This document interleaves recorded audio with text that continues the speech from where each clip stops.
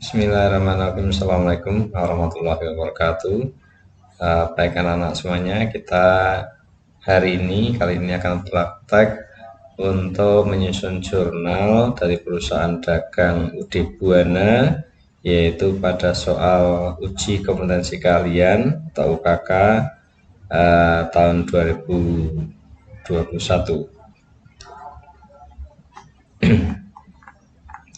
Yang harus kita perhatikan terlebih dahulu pada soal ini yaitu apa saja yang harus kita selesaikan untuk mengerjakan soal jurnal ini selama 120 menit yaitu di poin ketiga, yaitu yang harus dikerjakan adalah sales jurnal dan recap, cash receipt jurnal dan recap sampai dengan inventory card. Kemudian kebijakan perusahaan yang harus kita pahami yang penting adalah yaitu pada pembelian itu memperhitungkan PPN masukan 10%, kemudian pada penjualan ini memperhatikan PPN keluaran 10%, kemudian metode persediaan yang digunakan adalah FIFO, first in first out, kemudian ini adalah daftar akunnya. Kemudian untuk yang pertama kali sebelum kita mengerjakan transaksinya, maka kita harus memasukkan daftar saldo, yaitu daftar saldo piutang, daftar saldo utang maupun daftar saldo persediaan yang ada di halaman 8. Baik, kita mulai dengan memasukkan daftar saldo piutang terlebih dahulu, yaitu piutang dagang. Ini nanti kita akan masukkan di saldo cash, di ini subsidiary ledger account receivable. Yang pertama yaitu untuk perusahaan JP Elect ya, ada 4 perusahaan: JP Elect, Digital Elect, Maju Elect, dan Panen Elect. Yang pertama adalah JP Elect, kita masukkan di sini tanggalnya tanggal 1, kemudian deskripsinya adalah saldo, kemudian untuk jumlahnya kita masukkan di sisi debit balance. Begitu juga untuk Digital Elect ya, kita masukkan di tanggal 1, kemudian keterangannya adalah saldo, kita masukkan di sisi balance debit 28.600.000. Kemudian Maju Elect kita masukkan juga, kita ganti dulu ya, tahunnya yang belum diganti kita ganti menjadi tahun 2021. Kemudian tanggal 1 ini terangnya saldo, kemudian kita masukkan jumlahnya pada sisi debit 19.800.000. Dan terakhir adalah perusahaan Panen Elect, ini kita masukkan saldo pada sisi debit 3.300.000. Kemudian yang berikutnya adalah kita memasukkan daftar saldo utang pada kartu pembantu utang ya, ini ya, kartu pembantu utang atau subsidiary ledger account payable. Account payable itu utang ya, jadi subsidiary ledger account payable adalah buku pembantu utang. Ada 3 perusahaan yaitu PT Sahabat, FA Makmur, dan Margonda. Maka kita masukkan sama tahun 2021, kemudian tanggalnya 1, keterangannya adalah saldo. Karena utang itu saldonya kredit, maka kita masukkan di balance sisi kredit. Begitu juga untuk PT FA Makmur ya, FA Makmur kita masukkan juga di sisi kredit 17.600.000 sampai dengan PT Margonda yaitu sebesar 28.600.000. Yang berikutnya yaitu memasukkan persediaan barang dagangan ya. Ini ada 2 jenis persediaan barang dagangan, yaitu HP Pavilion dan Dell Inspiron. Maka kita masukkan pada buku inventory card atau persediaan barang ya. Ini kita kasih tanggal 1, kemudian keterangannya saldo, kemudian kita masukkan pada sisi balance, kuantitinya 20 ya, 20, kemudian price-nya adalah 16 dan totalnya 320. Begitu juga untuk inventory card satunya, yaitu Dell Inspiron. Kita masukkan tanggalnya, tanggal 1, keterangan saldo, kemudian jumlahnya 16, kita masukkan di unit balance 16 dikali harganya 12.500.000 sehingga totalnya adalah 200 juta. Baik, kalau sudah, kemudian kita memasukkan transaksi dari mulai bukti transaksi nomor 1. Nah, ini adalah bukti transaksi nomor 1, yaitu kita kenali, kita identifikasi bukti pengeluaran kas. Berarti kita akan catat di jurnal pengeluaran kas atau cash payment journal. Ya, jadi ini masukkan dulu tanggalnya. Ini tahunnya sudah 2021, ini bulannya bulan Desember ya. Kemudian kita masukkan tanggalnya, ini tanggal 1, kemudian evidennya kita masukkan nomor BKK 12-1, deskripsinya kita ambil dari keterangan, yaitu pembayaran gaji bulan November gitu. Kemudian baru kita cari akunnya, karena ini membayar gaji bulan sebelumnya, berarti ini adalah membayar utang beban ya, maka kita cari akunnya di neraca saldo ya. Oke, utang beban itu ada di akun ini, expense payable, expense biaya, payable utang atau utang beban. Kita masukkan, kemudian akunnya nomornya adalah 2/1200. Kita masukkan di cash payment journal ya. Jadi kita tulis akunnya dengan akun payable, kemudian kita masukkan tadi expense payable 2/1200 ya. Kemudian totalnya adalah kita masukkan dari jumlahnya 2.500.000 dan kreditnya adalah cash in bank. Baik, kalau ini sudah selesai ya, karena pengelolaan kas hanya tercatat di cash payment journal saja. Kalau sudah selesai, maka kalian diminta untuk menghubungkan tanda tangan di sini ya, tanda tangan seperti ya. Baik, kita lanjutkan dengan bukti transaksi kedua. Transaksi kedua itu adalah voucher kas kecil. Nah, maka kita menuju ke kas kecil. Nah, ini ya, petty cash.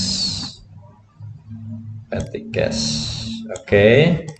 Petty cash kita masukkan di sini tanggal 2 tahun 2021 bulan Desember, kemudian evidennya adalah ini V12-1, kemudian keterangannya kita ambil dari keterangan, yaitu pembuatan brosur iklan ya, boleh kita tulis pembuatan brosur iklan, kemudian baru kita cari nama akunnya pada neraca saldo. Nah, yang terkait dengan iklan yaitu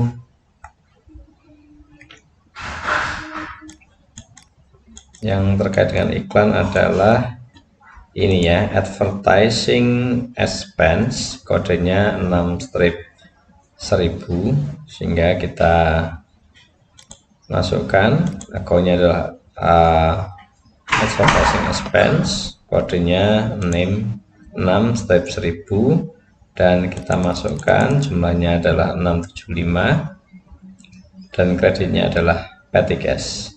Kalau petty cash cukup dicatat di petty cash saja, tidak ada di jurnal lainnya. Jadi sudah selesai untuk transaksi nomor 2, silakan tanda tangan. Baik, kita lanjutkan untuk transaksi ketiga. Di sini ada bukti penerimaan kas, berarti kita akan catat di cash receipt journal. Jadi kita buka cash receipt journal. Ya, oke, kita masukkan tanggalnya, di tanggal 3 Desember tahun 2021. Evidence-nya kita masukkan PKM, bukti kas masuk ya, 12-1. Kemudian deskripsinya apa? Ini adalah pelunasan dari JPLX, maka kita tulis saja JPLX pelunasan. Karena menerima uang maka debitnya adalah kas ya, dan kreditnya adalah piutang dagang. Kemudian karena ini menerima pelunasan piutang, maka pada buku pembantu piutang harus kita catat juga, yaitu di buku pembantu piutangnya perusahaan JPLX ya. Tadi ada saldo, kemudian ditulis di bawahnya di sini ya, yaitu tanggalnya adalah tanggal 3 Desember, keterangannya pelunasan. Kemudian pada kolom ref kita isi dengan cash receipt journal atau CRJ, sumbernya dari cash receipt journal halaman 1. Kemudian kita tuliskan di sisi kredit ya, tadi ini ya, cash receipt journal ini convertible-nya kita tuliskan kredit sehingga kita catat di sisi kredit, sehingga dengan demikian saldonya untuk JPLX kosong ya. Baik, sudah selesai. Jadi kalau penerimaan piutang kita catat di cash receipt journal dan buku pembantu piutang. Silakan tanda tangan dan kita lanjutkan ke dokumen keempat. Dokumen keempat itu apa? Yaitu kas kecil kembali, sehingga kita kembali catat di petty cash. Betul sekali, kita catat di petty cash ya. Kita masukkan tanggalnya, tanggal 4 Desember. Kemudian evidence-nya kita masukkan, yaitu V12-2. Keterangannya adalah dari keterangan pembayaran listrik dan telepon. Kemudian baru kita cari nama akunnya yang terkait dengan listrik dan telepon. Ini ya, telepon dan electricity expense dengan kode akunnya 6/1100. Kita masukkan di account ini, telepon and electricity expense, kodenya 6/1100. Kemudian kita masukkan ya jurnalnya, jumlahnya yaitu 675 dan kreditnya adalah petty cash. Baik, karena ini petty cash berarti sudah selesai, silahkan di tanda tangan. Baik, kita lanjutkan ke transaksi yang kelima. Ini transaksi kelima ya, ini kebetulan tidak ditulis. Ini keempat yang tadi ya, dan yang ini adalah bukti transaksi kelima. Ini adalah UD Buana, ini faktur ya, ini faktur, ada tulisannya faktur di sini harusnya ada tulisannya faktur di sini. Ketik aja faktur ya.